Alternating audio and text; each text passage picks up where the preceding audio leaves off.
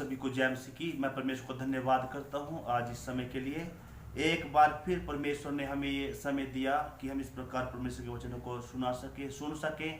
तो आइए आज के मनन के लिए हम लोग निकालेंगे प्रकाशित वाक्य 2 अध्याय उसका 8, 9 और 10 वचन से हम लोग मनन करेंगे। प्रकाशित वाक्य 2 का 8 वचन। हाँ जी, पढ़े। स्मुरना की कलीसिया के दूत को यह लिख, जो प्रथम और अंतिम है, जो मर गया था और अब जीवित हो गया है, वह ये कहता है कि मैं तेरे कलेश और दरिद्रता को जानता हूँ। परमेश्वर का धन्यवाद इस वचन के लिए। वचन में इस प्रकार लिखा है कि जो प्रथम और अंतिम है, जो मर गया था अब जीवित हो गया है, वह यह कहता है कि मैं तेरे क्लेश और तेरी दरिद्रता को जानता हूँ। प्रार्थना करेंगे। स्वर्गीय पिता, हम आपका धन्यवाद करते हैं पिता, इस कलाम के लिए पढ़े सुने जाने पर आशीष करें पिता। हम सब ब्लेस चाहते हैं प्रभु। हे परमेश्वर, आज के विषयों पर आशीष दे, वचनों पर आशीष दे परमेश्वर। अपने लोगों को ब्लेस करें पिता, यीशु नाम से मांगते हैं, आमीन। हालेलुया। एक बार फिर आप सबको जय मसीह की। प्रभु को धन्यवाद दो इस वचन के लिए। वचन में इस प्रकार लिखा है, यूहन्ना ने प्रकाशित वाक्य लिखा और यूहन्ना कहता है कि जो प्रथम और अंतिम है, जो मर गया था और अब जीवित हो गया है। और यूहन्ना ने इस प्रकार लिखवाया कि वो यह कहता है, यानी कि प्रभु यीशु मसीह यह कहता है। यीशु मसीह कलीसिया से क्या कहता है, यीशु मसीह लोगों से क्या कहता है। मेरे प्रियो, यूहन्ना का ये लिखा हुआ प्रकाशित वाक्य है पुस्तक, और इसमें खुदावंद यीशु मसीह इस प्रकार बोलते हैं। यीशु मसीह इस प्रकार कहते हैं कि मैं तेरे क्लेश और तेरी दरिद्रता को जानता हूँ। तो स्मुरना कलीसिया को कहता है कि मैं तेरे क्लेश को भी जानता हूँ, तेरी गरीबी को भी जानता हूँ, मैं तेरे बारे में जानता हूँ। मेरे प्रियो, उन समयों में ये जो वचन स्मुरना की कलीसिया के लिए परमेश्वर ने दिया, यीशु मसीह ने दिया, और यीशु ने डायरेक्टली कहा जो मर गया था अब जिंदा है। क्रूस पर यीशु मरे गए और संडे के दिन जिंदा हो गए कब्र फाड़कर, आज भी जीवित है। और यीशु मसीह ने कहा जो मरे हुए में जिंदा हो गया, वह यह कहता है, क्या कहता है कि मैं तेरे क्लेश और तेरी दरिद्रता को जानता हूं। स्मुरना के गरीबी को भी, उसके जो क्लेश किस प्रकार का स्ताव का सामना कर रहे हैं, उन सारी बातों को यीशु कहता है मैं जानता हूं। मेरे प्रियो, आज के इस टाइम में प्रभु यीशु मसीह आपके अंदर चलने वाले क्लेश को, आपके परिवारों में चलने वाले क्लेश को, आपके बिजनेस में चलने वाले क्लेश को, कोई जाने या ना जाने, आप जिस गरीबी का सामना कर रहे हैं उस गरीबी को कोई नहीं जानता होगा। आपका फैमिली, आपके मेंबर्स, आपके जो रिश्तेदार, कोई ना जानता होगा, पर एक व्यक्ति कहता है, यीशु मसीह कहता है मैं तेरे क्लेश को भी जानता हूं और मैं तेरी दरिद्रता यानी तेरी गरीबी को भी मैं जानता हूं। याद रखें, यीशु मसीह सर्वज्ञानी प्रभु है। यशायाह ने कहा वह सर्वज्ञानी परमेश्वर, पराक्रमी परमेश्वर, इस प्रकार से उपमा दी गई। सच्चाई है, यीशु मसीह सब कुछ जानने वाला है। हालांकि यीशु मसीह मनों को भी जानने वाला है। जब सिमोन पतरस मछली पकड़ रहे थे, मछली नहीं मिला, तो प्रभु यीशु ने कहा कि जाल वहां डाल, और जहां सिमोन ने जाल डाला वहां से बहुत मछलियां गिरे।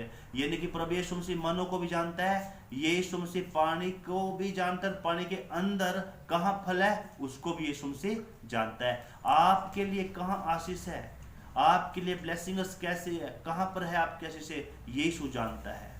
पर हमें करना क्या है, उस जानने वाले के पास आकर हमें प्रार्थना करने की जरूरत है। सिमोन यीशु के पास आया और यीशु मसीह ने जैसा कहा, हालांकि पहले तो यीशु गया उसके पास, पर विश्वास के अनुसार वो भी आया प्रभु के पास, और जैसे यीशु ने कहा वैसे वैसे सिमोन ने भी किया।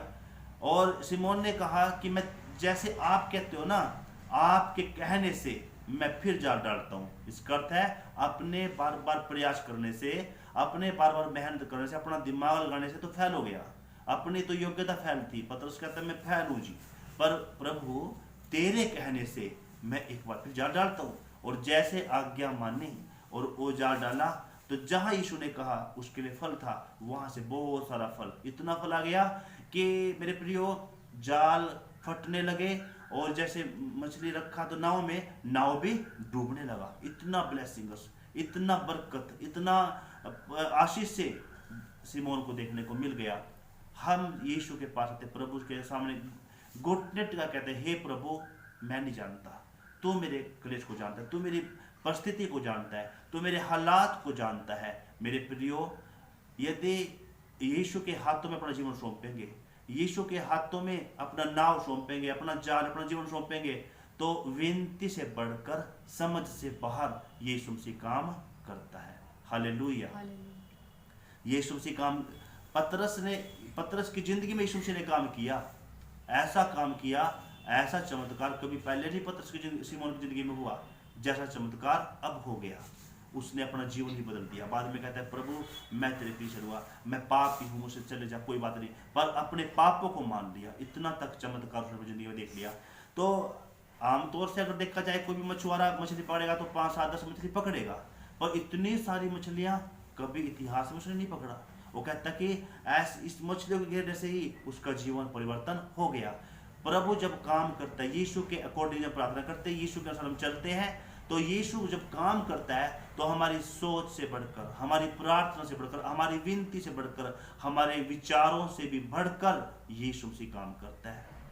प्रभु यीशु को मालूम है उसका जीवन कैसे बदलना है, उससे भी बड़ा चमत्कार प्रभु करके देगा, ताकि हम और आप मसीह के साथ जुड़े रहें।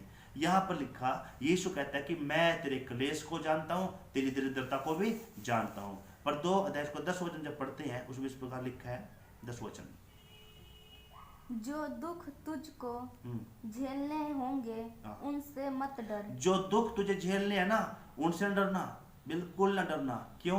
क्योंकि उन दुखों का भी एक टाइम है, एक समय है उन दुखों का भी। क्या समय है? हाँ जी, कितना लिखा है, पढ़ो जी। क्योंकि देखो शैतान तुम्हें